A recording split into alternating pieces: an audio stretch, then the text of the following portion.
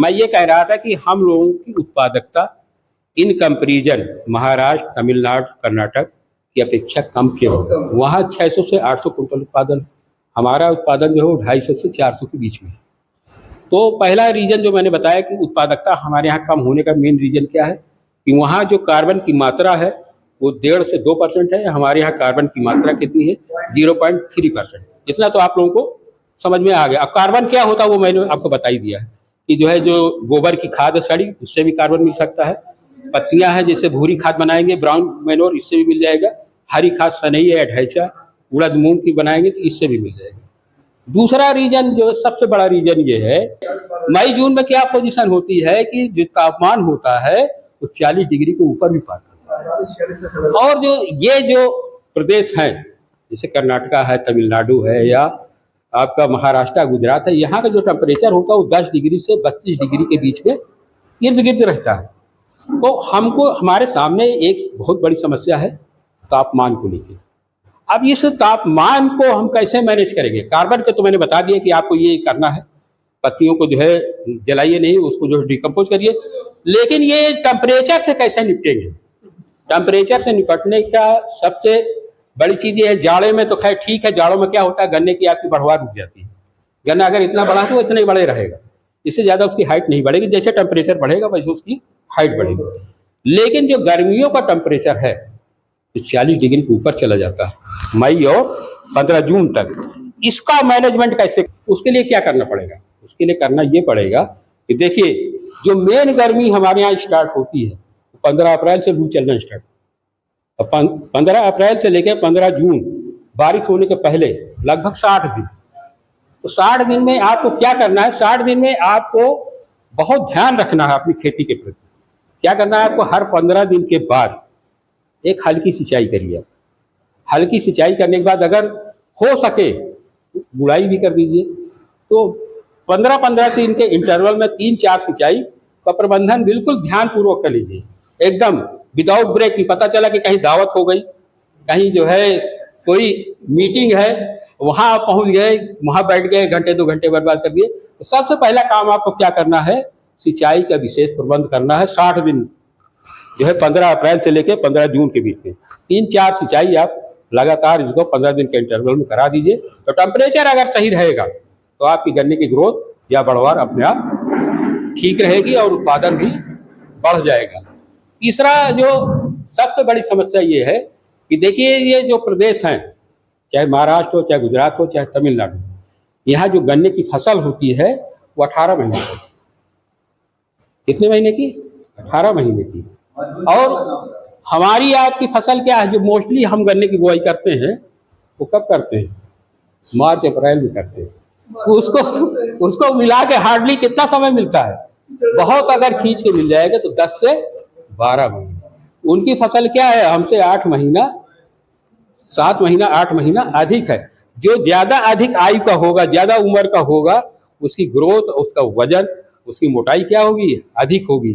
तो कोशिश हम लोग ये करें कि लगभग 1/3, जैसे मान लीजिए आप 10 बीघा खेती करते हैं तो लगभग 3 बीघा की गन्ने की बुआई आप इसमें करें ऑटम, अक्टूबर में। तो आपके गन्ने का औसत उत्पादन बढ़ जाएगा। अगर आपको बसंत काल में बुआई करनी है तो कोशिश ये करिए कि 15 मार्च नहीं 30 मार्च तक हार्डली आप गन्ने की बुआई कर लें। अगर 30 मार्च के बाद भी गन्ने की बुआई करते हैं तो सबसे बड़ा नुकसान क्या होता है मालूम है? क्या होता है कि अगर 30 मार्च के बाद आप 15 अप्रैल के आसपास बुआई करते हैं तो 15 अप्रैल से लेकर 15 जून के बीच में कितना समय बचता है? 60 दिन। और गन्ने के जमने में कितना समय लगता है? 1 महीना। और 45 दिन बाद उसमें क्या आती है? टिल्लिंग स्टार्ट होती है, किल्लों का फुटाव स्टार्ट होता है। और तब इधर जो है 15 जून तक बारिश आ जाती है। तो कितने किल्ले आएंगे? 3-4। जब जनसंख्या नहीं होगी गन्ने की, मिलेबल केन नहीं बनेंगे, तो आपको गन्ने का उत्पादन कैसे होगा? तो उसके लिए देखिए, उसका भी विकल्प है। विकल्प ये है कि आप सरसों काट के गन्ने की बुआई करनी है या गेहूं काट के बुआई करनी है तो आप पलेवा मत करिए।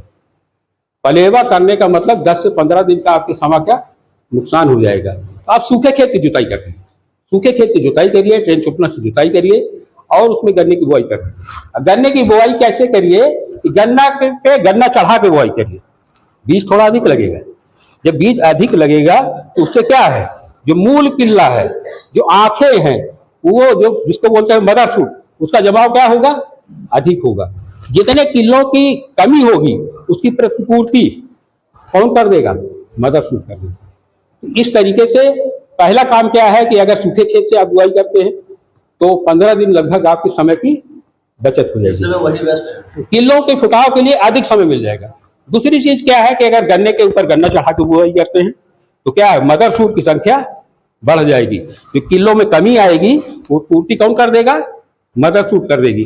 और जब पर्याप्त संख्या में आपके खेत में क्या है, गन्नों की संख्या हो जाएगी तो क्या होगा, गन्ने का उत्पादन बढ़ जाएगा, उसका बहुत प्रतिकूल प्रभाव नहीं पड़ेगा। चौथी चीज ये है कि देखिए, ऐसा है कि आप जैसे खाने की बात करें, एक उदाहरण के लिए, जैसे आप हैं, हम हैं, तो हम लोग क्या खाना खाते हैं, दाल, रोटी, चावल, अगर सब्जी कहीं आलू की सब्जी खा लिए, कहीं लौकी की सब्जी खा लिए, और कहीं पत्ते वाली सब्जी की साग ले लिए। अगर आपको सिर्फ एक ही खाना दिया जाए, दाल, रोटी, चावल, तो क्या होगा, डेली मन उब जाएगा, घर में आप भी लड़ने को तैयार हो जाओगे कि क्या वही रोज रोज खाना बना रही हो। अगर इसी को क्या करें आप, देखिए दाल तो कई तरीके की है, ऑप्शन आपके पास कई है, कई, किसी दिन अरहर की दाल बन जाए, किसी दिन मूंग की बन जाए, किसी दिन मसूर की बन जाए, किसी दिन उड़द की बन जाए, तो थोड़ा क्या होगा, टेस्ट चेंज होगा। इसी तरीके से जो है, अगर सब्जी की बात करें, एक दिन आलू की सब्जी बन जाए, एक दिन लौकी की बन जाए, एक दिन पत्ते वाली सब्जी बन जाए, तो क्या होगा, हमारा टेस्ट चेंज होता रहेगा। लेकिन इसी तरीके से क्या है, हम गन्ने की खेती करते हैं, हम क्या खाद डालते हैं, कौन सा उर्वरक प्रयोग करते हैं, डीएपी, पोटास, यूरिया। वो भी परेशान हो गया, गन्ना भी, कि रोज वही टेस्ट हमको दे रहे हो, वही खाना दे रहे हो, वो भी परेशान है। देखिए, तत्व तो वही है, जो हमारे शरीर में तत्व वही पौधों के शरीर में तत्व। तो हमको क्या करना है, जो डीएपी प्रयोग करते हैं, डीएपी की जगह क्या करें, सिंगल सुपर फास्फेट डालें, एक बार क्या करें, 12-32-16 एनपीके डाल दें, तो क्या होगा, फास्फोरस मिलेगा उससे भी, लेकिन क्या हो जाएगा, गन्ने का टेस्ट चेंज हो जाएगा। जब टेस्ट चेंज हो जाएगा तो खुराक क्या करेगा, अधिक लेगा। कभी पोटास इनकी डाल दीजिए, कभी म्यूरेट ऑफ पोटास डाल दीजिए, क्या होगा, गन्ने का टेस्ट क्या हो जाएगा, चेंज हो जाएगा। तो आपको खाद का भी टेस्ट क्या करना है, चेंज करना है। दूसरी चीज ये है कि देखिए, जैसे गर्मी का सीजन है, अगर अधिक गर्मी हो, अधिक जाड़ा हो, तो खाद में आप जो है वाटर सॉल्युबल खाद का प्रयोग करिए, फर्टिलाइजर का प्रयोग करिए, उर्वरक का प्रयोग करिए। जल मिले उर्वरक का प्रयोग करने से दो लाभ होते हैं, एक तो उसकी क्वांटिटी कम लगती है, दूसरी चीज उसका वेस्टेज कम होता है, तीसरी चीज ये है कि उसको मतलब डालने में थोड़ा दिक्कत हो सकती है, आपकी जो है कॉस्ट ऑफ कल्टीवेशन घट जाएगा। तो जल मिले उर्वरक में कौन कौन से उर्वरक है, 19-19, 18-18, 0-52-34, 00-50, 0-13-45, 13-0-45, ये खादें हैं, ये उर्वरक हैं जिनका आप फोलियर स्प्रे 2 किलो पर एकड़ के हिसाब से अगर कर देंगे तो गन्ने का उत्पादन बढ़ जाएगा, रिजल्ट बहुत अच्छा आएगा। अब रही बात यूरिया की, यूरिया का अंधाधुंध प्रयोग मत करिए, अंधाधुंध प्रयोग मत करिए। गन्ने के पूरे जीवन काल में आपको सिर्फ 3 बोरी प्रति एकड़ के हिसाब से यूरिया डालना है। और यूरिया का प्रयोग बारिश के पहले 15 जून के पहले जो भी करना है आपको, 1 बोरी बुआई के समय, 1 बोरी जब टिलिंग आए तब, और 1 बोरी जब मिट्टी चढ़ाना 15 जून के आसपास। आधा दिन में यूरिया का प्रयोग करने से क्या नुकसान होगा, आपकी गन्ने की फसल क्या हो जाएगी, मुलायम हो जाएगी, सॉफ्ट हो जाएगी।